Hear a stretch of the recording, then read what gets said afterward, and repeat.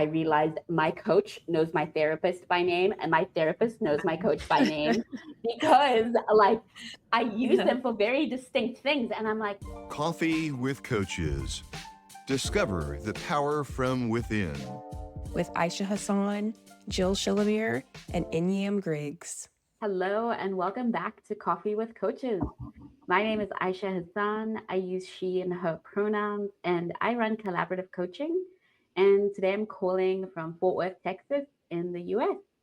As usual, I am joined by my brilliant colleagues and friends, Jill Shillabeer of Shillabeer Coaching and Consulting, and Inyam Griggs of OG Coaching and Consulting. This podcast is all about coaching. However, today we have a guest contributor who is not actually a coach, but will be diving into a very needed conversation with us on the differences and complements of coaching and therapy. Our guest today is a dear friend of mine and former colleague. Her name is Kisu Taffere. And Kisu is a first generation Ethiopian born Eritrean American and a trained therapist based in Houston, Texas, who also practices in California. Kisu, welcome. Thanks for having me. I'm excited. Over to you, Jill. Thanks so much, Ayesha.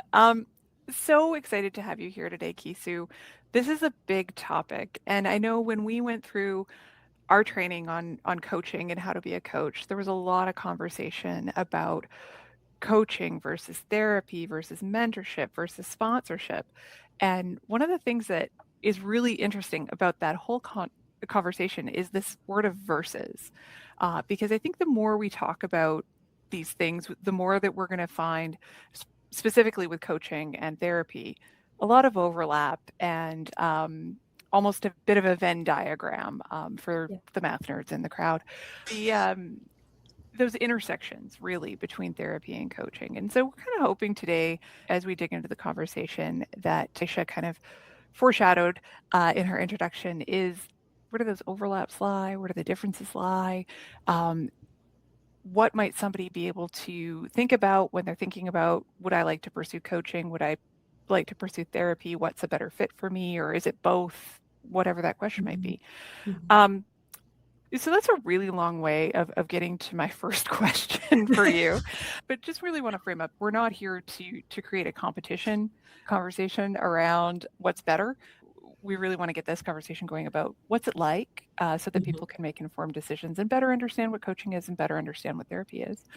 So to kind of kick that off, I'm wondering if you can talk a little bit about therapy in general, your practice, and what the experience of a session of therapy might be, knowing that everyone is unique, but what might that be for somebody who comes in as a client? Yeah, I can start with the last part because that gets us to what a session might be like. And so like a first session will feel different than a session that maybe is and some work is short term, right? A couple of months, 3 months, 6 months, and some work can go on for several years, right? And it depends on what someone's coming in with and what they're looking for.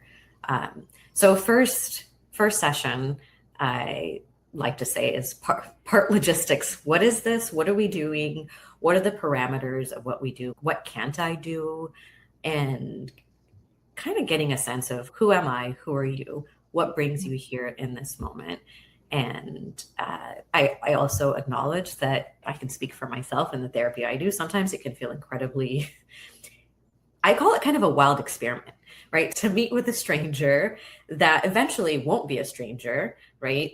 And just talk about things that maybe you don't get to talk about with other people, or maybe certain friends have expressed some sense of exhaustion. Oh, you're talking about that relationship again, right? So, and I'm that friend. You're that friend. Inyam's that friend. I'm also that friend when I'm not a therapist, right? Like, but so and then this also depends on the type of therapy, right? Some therapies are very focused on solutions. Not that working with me is like, let's revel in all the problems and we won't ever find solutions, but some modalities are focused on, okay, let's find a concrete solution and a concrete set of actions to take. I tend to not go in the direction generally of advice giving or homework necessarily, and more on what is the emotional experience here and now, and how are your patterns showing up. And so people who come to work with me, generally people don't come in and say, I'm seeking therapy to address a longstanding pattern and I've identified this pattern.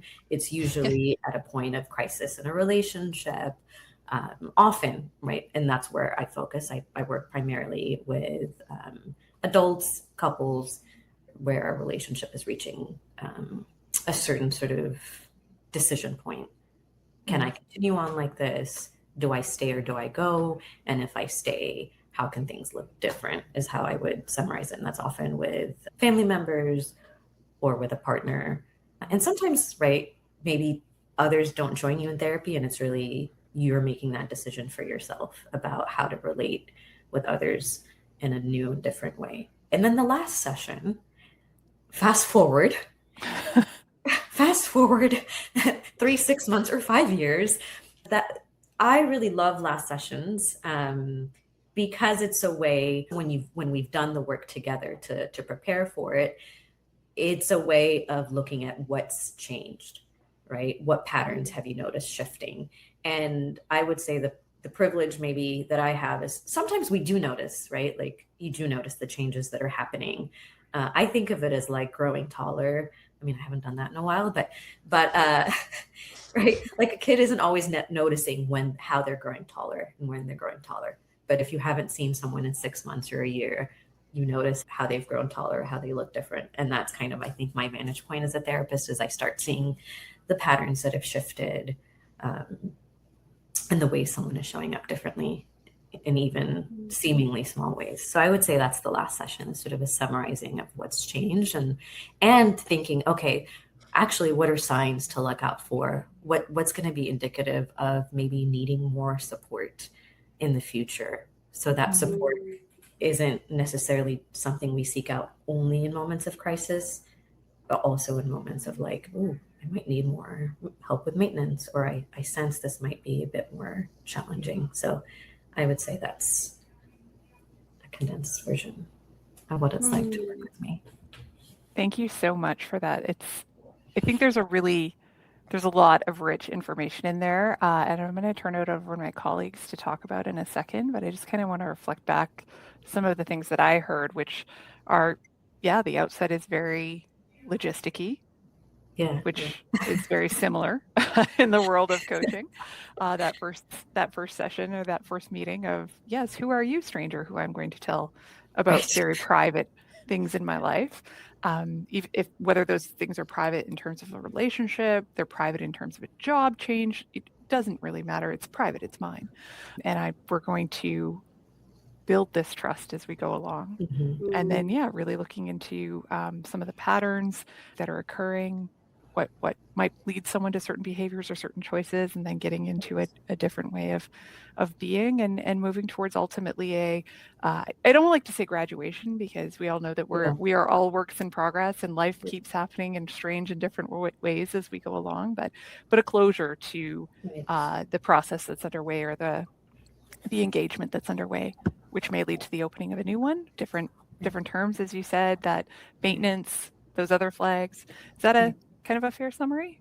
Yeah, that's a fair summary. And I like the closure, because my plan wasn't to talk only about my pet peeves, but graduation sometimes is a pet peeve of mine, actually, in referring to ending therapy, because I don't think of people who haven't ended therapy as people who haven't graduated, or in some kind of like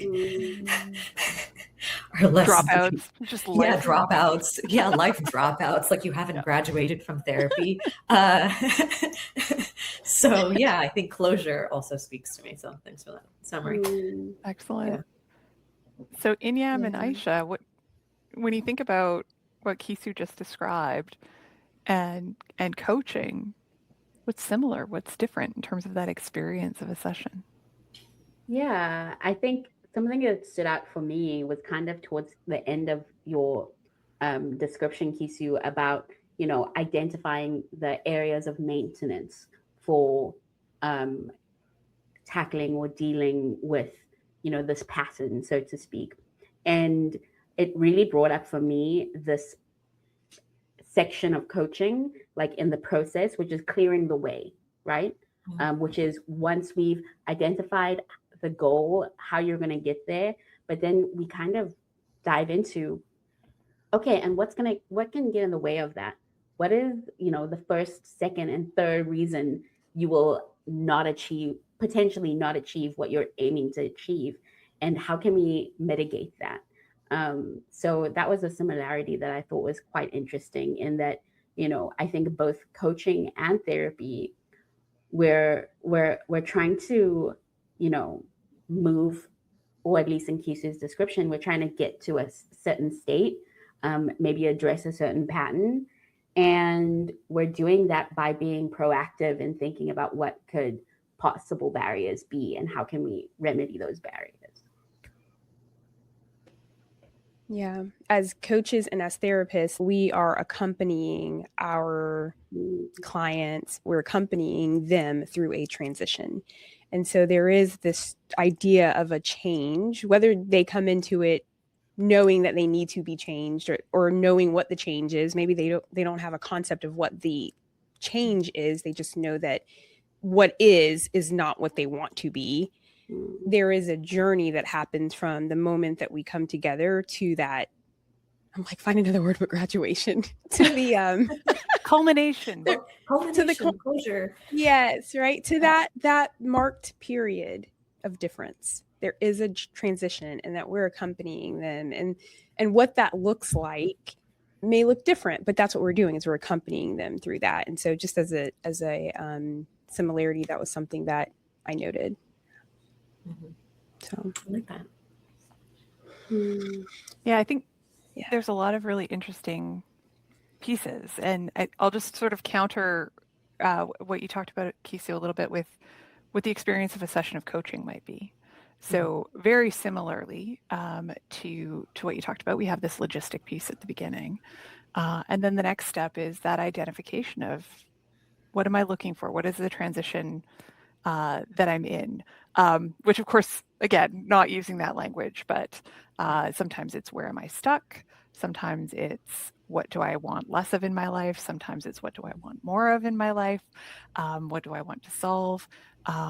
And then exploring, where people are around that, and what's leading them to be where they are, and leading them to want to make a change and move in a different direction, whatever that happens to be. So I have a tendency to talk a lot about a body at rest tends to stay at rest, and a body in motion tends to stay in motion. Didn't come up with that myself, but it is, to me, kind of helpful as a coach, thinking about, okay, well, if you are where you are and you want to shift, there's a lot of energy that's going to need to go into that, an active participation that's going to need to go into that. And how do you want to go about that, and what's reasonable for you, and what can you bring into your life to achieve that state that you'd like to move toward.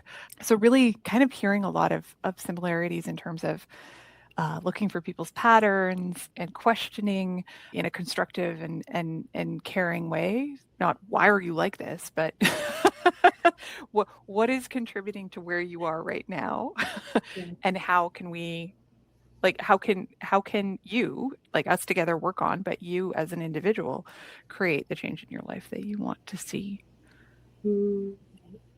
Why are you like this question? I know we all chuckled at it, but it makes me think. It makes me think so much too of, like, why are you like this? Is that sometimes the nagging question too that can bring people to therapy like this, of like the frustration with oneself of, why am I like different?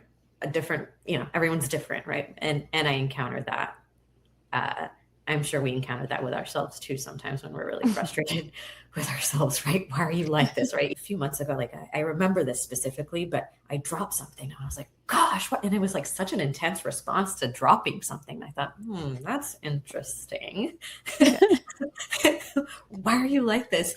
But that is also kind of an entryway that I've noticed, at least to therapy, that can come up as like the really harsh, critical voice that sometimes we can have that's directed toward ourselves.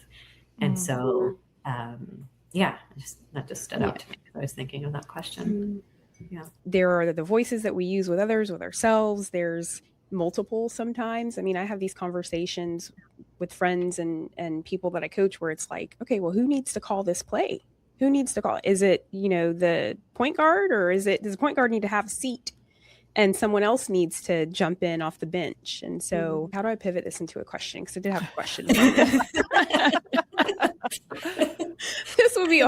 This would be for all of us on the coach journey. This is not the thing you do. You don't talk so much that you forgot the question. But I think just Anya, why are you this way? I know. Just in your experience, Kisu, how do you start to assess when someone is coming to you? Should they be coming to you, or is there some other, whether it's a thread of therapy or maybe it's not therapy? How are you assessing that? Yeah, that's a good question. This depends on who's answering the question. Generally, I work outside of insurance, so I'm not necessarily looking for, is there a diagnosable mental health condition that I need to know immediately?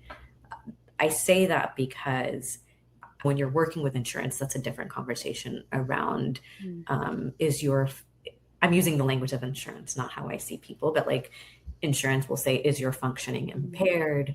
And so that kind of determines, if your functioning isn't impaired, then you don't, according to insurance, you don't need therapy. You don't work with a therapist, right?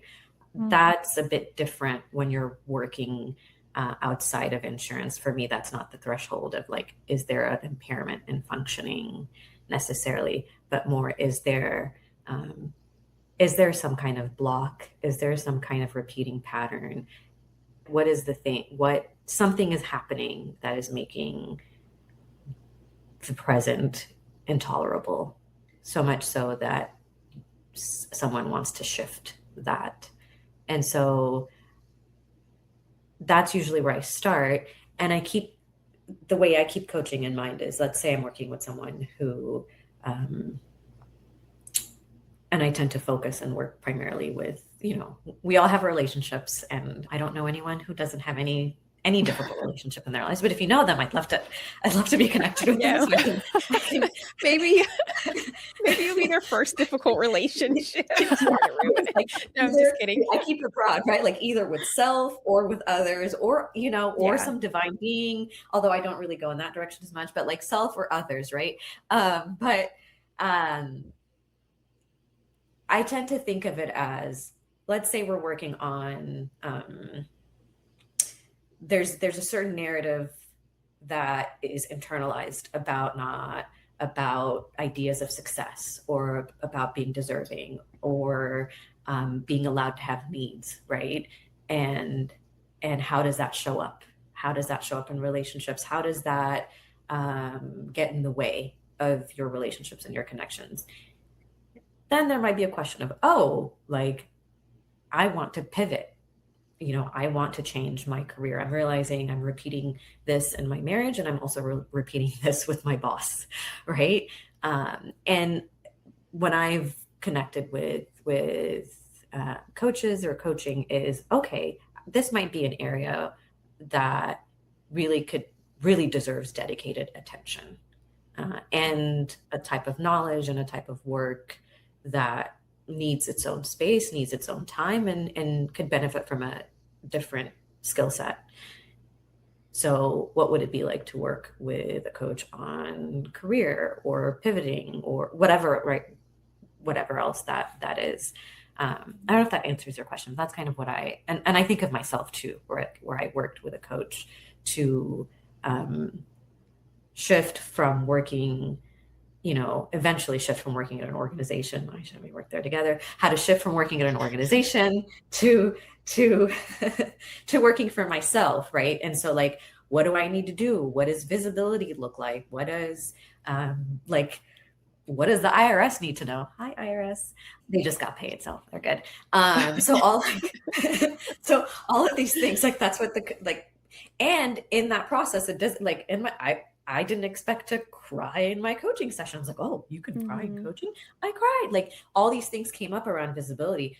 And then in therapy, what have I learned about being self-sufficient? What have I learned about survival, and how did that connect to my childhood, and how is that actually showing up in whether or not I post on LinkedIn or Instagram, right? So for me, it was interesting to see how complementary they both are, and yeah, just saw the benefit in both through my own experience. And that is a really long answer to your question. Sorry.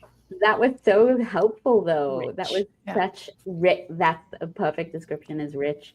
It's funny, as you were saying, talking about your experience with both coaching and therapy, I realized my coach knows my therapist by name, and my therapist knows my coach by name, because like I use them for very distinct things. And I'm like, oh yeah, so-and-so said this, this, and this. And she was like, so-and-so was that was a very good point. And it's brilliant, because I think people often think like, oh, well, what you're in coaching, you can't possibly need therapy as well. And I find that the distinctions between coaching and therapy can be blurred at times, but coaching is, for me, I'll speak for myself, when I'm coaching someone, is very much focused on how to like enhance performance. And that might sound like a very particular description, but it's like, is it performance in how you show up for yourself? Is it performance in how you show up for others, for your work? Or there's so many different layers to it, but it's very much like trying to improve a certain aspect of your life in a certain way. Whereas I find that therapy, for me, in my personal experience of being the receiver of therapy, is I'm focusing very much on like healing certain parts of myself, and that like both of them like help one another as I'm improving how I show up for myself through, being able to take better physical care of myself and emotional care and all those sorts of things. I find that my capacity to work on my healing and therapy expands. And as I'm healing further, I have greater like vision of the ways I want to improve in my life. I'm nodding. Yeah, For folks just on the audio, we're all nodding. Yeah. We're all nodding in agreement. I think it's a really interesting thing, because if we take the Venn diagram example, we've got coaching, which has a reputation of being very practical, very tactical. Right. That's not 100% wrong. There is a lot of tactical approach to it, but as Kisu so aptly mentioned, there is crying in coaching. It happens. It's not something we actively attempt to elicit, but it can happen, and it's appropriate, because we talk about a lot of different things, and there's a lot of awareness and realizations that happen. And as you said, Ayesha, there's this healing component to therapy. Therapy has that reputation of being primarily around healing, and they both have both of those. There is that overlap, but I think the thing that overlaps the most in between them, that I'm hearing in this conversation, is that it's exploratory. There's this opportunity to sit and take time and say, what do I want? Like, what is this preferred future state that I would like to be in? Where am I now? And how do I get from here to there in a way that recognizes me as a whole human? So this might be a really good time, Inyam, to bring up, we have a bit of a visual that can sometimes help describe the coaching process. Do you want to pull it up and kind of talk through the quadrants? Sure. Oh, and talk through the quadrants. I just registered that. Sure. I got this. I can do this. I was like, I just have to click 2 buttons. Okay, so this is the Dialogic Orientation Quadrant, also known as DOQ. But this is a visual that came out of the research of Dr. Haesun Moon. She is a brilliant communication scientist who's also a coach. And so after looking at how people have conversations, she and her team found that this quadrant kind of visualizes how we have conversations, and that we're typically either looking in the past or the future, or we're looking at things we want more or less of. And then based on that combination of things, it builds these quadrants. So it'd be imagining yourself in the middle there.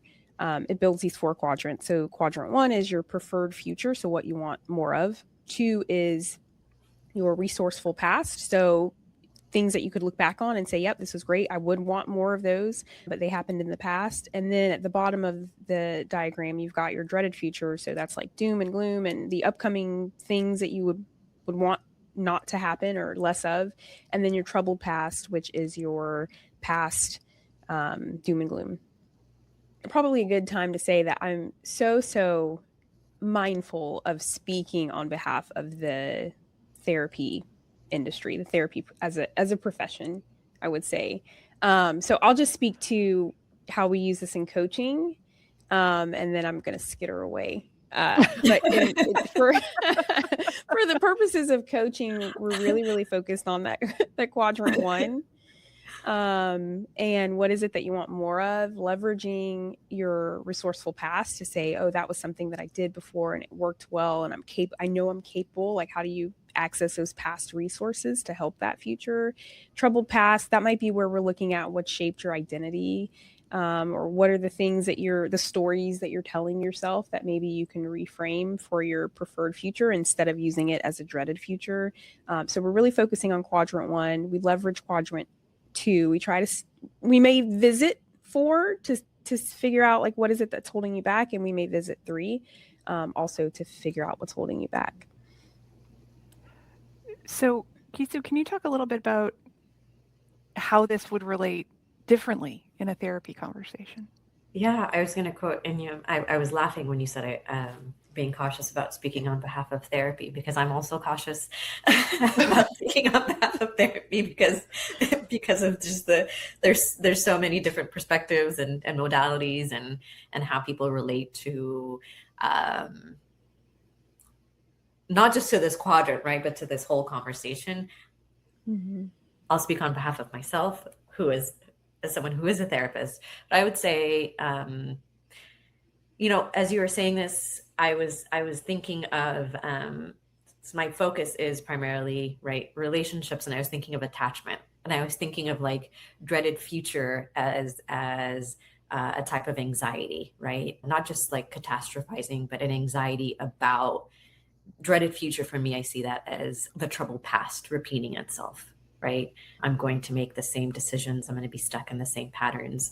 I'm going to fail. So it's not just narratives, but it can also be sometimes a self-fulfilling prophecy of not always consciously, right, repeating the thing that we think is going to protect us, but ends up putting us in a situation where we're repeating a certain outcome, repeating a certain pattern. So I was thinking of dreaded future and troubled past as a bit of anxiety. Troubled past doesn't always have to be trauma, but something that is really painful, something that has damaged our trust in our caregivers and our partners in the world, but something that has troubled us, right? That has caused us pain. Mm-hmm. And then the resourceful past, again, all of this thinking of this in terms of attachment and relationships makes me think of who were the safe people that we can resource from, whether that's a part of ourselves or a caring other, caregiver, that sort of thing. And then the preferred future, often that shows up, at least in the work that I do, as essentially the goal, right? The goal of working together, beyond just necessarily relief of certain symptoms, right? Beyond relief of anxiety or feelings of depression. What else might that look like in addition to that, right? And for some, it might be, I just really want a better relationship with my parent. I want a better relationship with my spouse. I want to believe more in myself. So as you were saying this, I was thinking of it also in terms of how it shows up in my work with folks, also in my work with myself, what the preferred future is something that we want more of, and the dreaded future. I was also thinking of in therapy, there is also the troubled past can show up in the present, right? So if it is a fear of abandonment, like how does that show up in the present? How does that show up in the relationship with the therapist? That's also the work of therapy, is like the therapist represents, right, some aspect of what it means to attach to another person, and what it means to experiment with feeling safe and secure with another person. And it's not always the goal is safety, right? But safety is not just an offering, it's also like co-created. And so I think, I can get into like projections and all that stuff, but I'll rein it in. But just, it just made me think of that too, of how the past shows up in the present in relationship with a therapist. That nuance right there, that's the thing. I'm going to like clip this part and I'm going to send it to my mom, because I'm like, Mom, I love you. And I love your confidence in me, your belief in me, but I cannot help this person with that thing. I cannot. I am not skilled to help them work through the relation, to keep myself from becoming that crutch that, there is that complexity piece that you mentioned in terms of basically co-creating the safety and not repeating the relationship that is the thing that they're working to shift. Right. So I think it's interesting though, because one of the key competencies in coaching is creating trust and safety. But I think the dynamic, based on what you've brought to this, and Inyam, I love your interpretation of it too.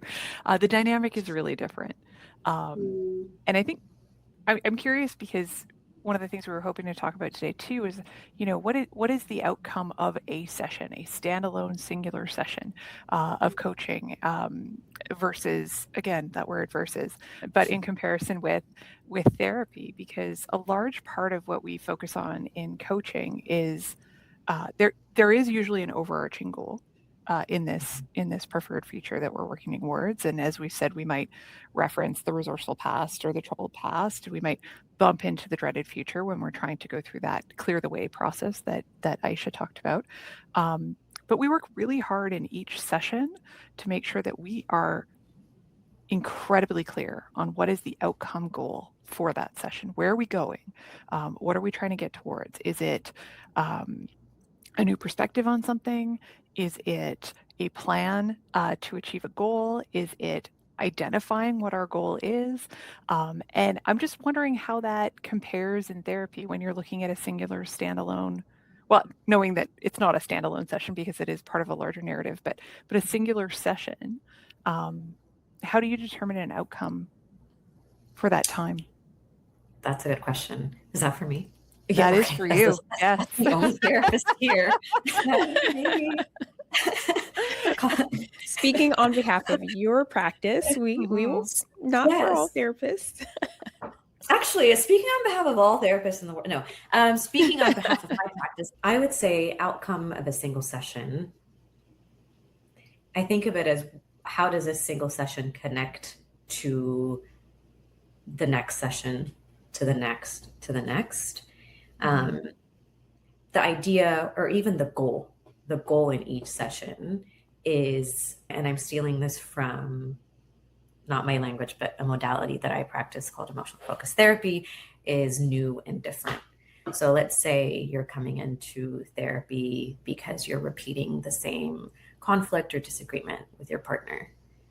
The goal within each session is to experience that same disagreement, but in a new and a different way. Or to experience that worry or anxiety. It's not always disagreement, in a new and different way. And so that might look like being able to communicate the need the emotion, the response in a way that is different than you normally would. And so I would say within each therapy session, the goal, I try to be as transparent as I can be without overwhelming, people with like the details, but trying to be as transparent as I can about the goal in each session is to do things in a new and different way. And so less about, I'm not going to be the one who says like, well, maybe you should wash the dishes, right? And here's, But maybe you should. yeah, maybe you should. Here's a Send my husband your way. No, I'm just kidding. Right. He washes all the dishes. He washes all the dishes, so I can change the example. But right, because there's also that there's that desire for us to change other people, and so I would say each session is less about litigating who should change and how, and more around what is coming up for us when those needs aren't met, and how do we ask for them? How do we receive? How do we receive that pattern? With the idea that eventually, right, we shift, right? Whether it's individual or couples, that we shift the way that we relate to each other. And I mean, I don't know, maybe as part of that shift, maybe the dishwasher, as part of that shift, the dishes get done. And I don't remember who I'm stealing this from. I think it was like I was at a training recently where, the trainer talked about there's certain skills are important. And it's really difficult to learn skills when, the foundation to apply the skills isn't there. Or as I don't remember where I heard this or read this, but there's kind of a joke around my anger management class was really helpful until I got angry. And so that's kind of the work is practicing, not necessarily, we don't avoid anything, we practice real time. It's very experiential. Like, what is it like to experience anger or grief or whatever else in a new and different way. So that's not my language, borrowed, but that's kind of what really has stuck with me. Well, and you're highlighting one of the commonalities between coaching and therapy is that the central tenet is that the individual or the team, the group, that they are capable, that they have capacity for whatever that is. We also talk about you can't coach the person not in the room.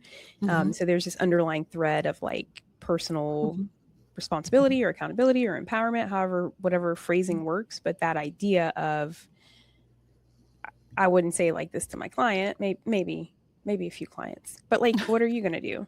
Right. What is your part in this scenario? Yeah, that's so funny. I say that to my clients all the time. I was like, maybe I would. Well, the issue is I say that to myself too much. And part of the work that I'm doing, full transparency in therapy, is moving away from that question, because that's my default is, what am I going to do? What am I going to do more of? What am I going to do? And then it's like, oh, interesting. So I appreciate you mentioned that, that sort of that question, but it's still right. What am I going to do that is still the question, right? What am I going to do about doing too much? Right. There is some action. So, well, what is that? The whole concept around inaction is an action. Right. You're choosing. We tell that to our kids all the time. We're like, well, you made a choice. Okay. You didn't do anything. Your choice that you made was to not do. But I think something that we see a lot in both coaching and in therapy is that there's a great diversity within the work. In therapy, there's so many different modalities. You've got DBT, you've got EMDR, just to name two out of the tons. And then in coaching, you have a lot of different methodologies that are identified through the different credentialing that coaches go through. And another thing to note is that, coaches credentialing is slightly different from therapy credentialing, and it's worth making note of. You have ICF, which is the International Coaching Federation, that really is considered in many instances as a standard for coaching credentialing within the coaching world. But that's not to say that there aren't others as well, right? Yeah. I was going to mention the 50 states, and I don't know, maybe there's DC also has its own process, but depending on the type of licensure, at least I'm a licensed clinical social worker, so that's determined state by state in terms of the degrees. Often it's master's level, and then a certain number of hours, usually in the thousands, sometimes 3,000, and then sometimes some are 3,200. But there's these like differences in the number of hours and supervised experience, and then there's a national exam, and that tends to be often with master's levels providers, LMFTs, LCSWs, and there's resources online that kind of spell it out. And then with PhD level providers, psychologists, psychiatrists, or MDs. So there's a wide range of not just credentialing, but also the scope, like we call it scope of practice, of what I can do versus what I can't do and would not want to do, right? In terms of providing care. So I think that's also helpful for people to know. And it's readily available. It could be a very boring Bueller, like I could go into each acronym and that would be really boring on here, even though it's important, but that's all available online. And I think that's helpful for people to know in terms of just a lot of it is, we're people, right? So like, might I have been a similar provider with a different degree? Probably, right? And the training, I think the training that you're drawn to or the type of training that you do really does inform how you conceptualize what someone is experiencing and what kind of support you offer. And I think that's an important, I think, distinction to keep in mind. I was just going to add to that it's similar in Canada. We have, in the province I live in, it's the Regulated Health Professions Act, and different legislation across the country in the provinces and territories that regulates folks who provide therapy to others, whether they are in social work or they have taken a psychology degree or a certified therapist, whatever terminology is in play, that those do fall under legislation. Whereas coaching is outside of that. And kind of to Aisha's point, we have many different modalities. Many people use the word coaching to mean very different things, but there is an international standard of what is considered capital C coaching. And we have a variety of folks practicing in a variety of ways. Awesome. Well, I think this is a good place for us to kind of cap off the conversation, unless there's anything just burning that anyone needs to say. I was just going to say, it sounds like we found a lot in that common space today with some nuance and the difference. That's really, really interesting. And that, and I know we'll talk about this as we wrap it up a little bit, but I hope that we've given people a better picture of what each offers. And I'm curious if folks have thoughts on sort of anything that's standing out for them in particular around those similarities or differences. I think I like silly analogies because they help me think and organize my thoughts. So one thing that I was thinking about is, as we were talking about this with the Venn diagram and what is therapy and what is coaching, is, there are meaningful overlaps and there are meaningful differences. And within each, right, there's differences in how each is regulated. There are differences within each around people's training, their qualifications, their personality, right? All of these things. And I was thinking of is getting stuck in, well, is this a chicken or the egg? What leads to the other? And I was thinking of our conversation today as, what is a chicken and what is an egg? And in this moment of my life, do I need I'm a vegetarian, by the way, but do I need a chicken or an egg? And so that both can be less stuck on the sequence and more on distinct offerings with similarities, and when do we need one for one thing and when do we need another for another. And that's kind of where I would leave it at. Now, knowing more about you, we would really love to know what inspires you to do your work. Good question. What inspired me? Two things. Two very short, distinct things. One has to do with I would say my past life, my past sort of, which is not completely past, professional world, right? I worked in the humanitarian sector abroad and in the US. And one of the things that I noticed in one of the agencies I was at was that there was one person in the whole organization globally who was responsible for addressing mental health. And I was struck by that because I was working with forced displacement and refugees and immigration. And that's one piece of it, which is sort of, wow, there's so much need and potential, right?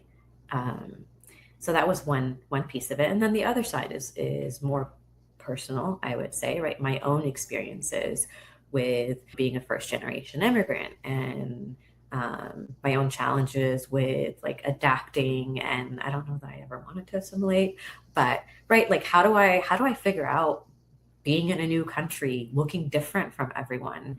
And I think what it brought up for me in terms of my own mental health and the type of support that I got that I actually didn't like for the better, I would say until my late 20s, early 30s, mid 30s, that I didn't really appreciate.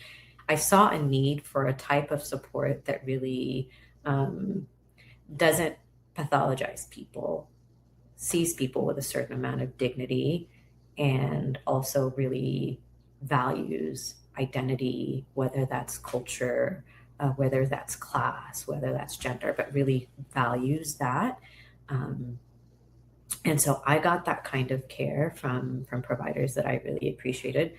I also had the misfortune of not getting that kind of care and how it affected me. And so I would say those two things are what really inspired me to go into this work. And here I am. Thank you for sharing that. I, again, going to speak for everyone. We already thought you were a lovely, wonderful person, and hearing that kind of origin story and background and just the thoughtfulness that you have around how you came to be in this work just makes you even more wonderful. Kisu, it has been an absolute pleasure to have you with us. Thank you for joining us. Thank you for having me. This has been, again, a phenomenal time, always with you two and our special guests. For those who lasted through the end of this with us, subscribe at Coffee with Coaches. There are a couple out there, but we're the only one that's the at Coffee with Coaches, like literally that. And join us again for the next episode. See ya. Thanks, Bye. everyone. Thank you. Bye. Coffee with Coaches is hosted by Ayesha Hassan, Inyam Griggs, and Jill Shillabeer. Editing and production by Inyam Griggs. And that's Keith Herndon in the intro. Thanks for listening.